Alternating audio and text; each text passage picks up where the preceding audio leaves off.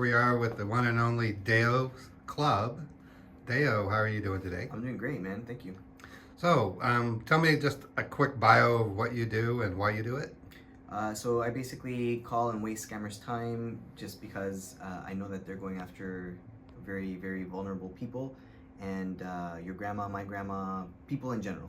And so I want to do my part to waste their time, gather information, pass that information off to authorities or the proper people to be able to slow the scammers down. Excellent. And what do you think of this year's Scammer People's Call Center? Well, last year I was blown away by the People's Call Center, and this year I didn't think this year could surpass last year's expectations, but it is like blown it out of the water. So it's been really, really good this year. Okay, and going forward, what kinds of things would you like to see the People's Call Center produce, say, for year 2024? Like the People's Call Center itself, I want to see more.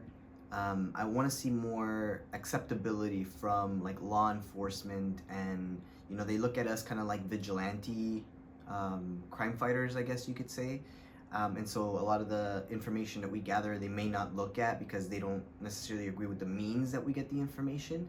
But I think that if there's a way for them to kind of see where we can come in and bridge that gap to actually just look at, we're trying to help people, I think that's the most important thing for the authorities and law enforcement to kind of really, really take into consideration.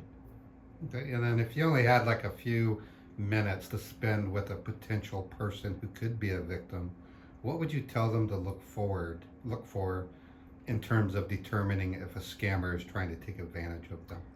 One, if they ask them for money. Two, depending on the type of scam, did they ask to connect to your computer? Three, did you feel like you were a bit, like there was like a sense of urgency there that you had to do it right away? Because most of these companies will never call you, they'll never ask you to do any of the things that these guys are asking you to do. So just kind of putting that in their head that there's no reason why these companies would be in contact with you the way that these scammers are in touch with you.